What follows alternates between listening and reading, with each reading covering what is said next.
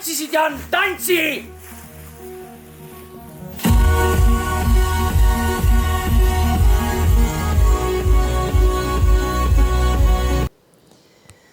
Kindlalt üks kõige lõbusamaid protsesse, kus mina kunagi osalenud olen.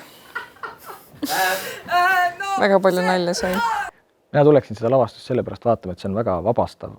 No võta järgmine sõna, kurat, need on laste sõna. Ütle, issand jumal, ta teeb meelega. Muidugi teeb meelega. Ta teeb meelega seda, et me ei saaks lihtsalt sõnu ja thanks.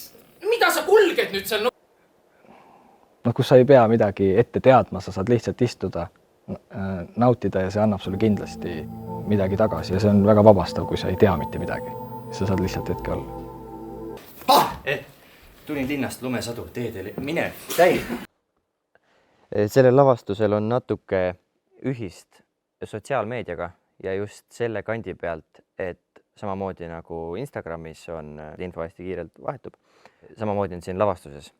Ma arvan, et see võib olla publikule väga värskendav, et talle antakse infot hästi ruttu peale.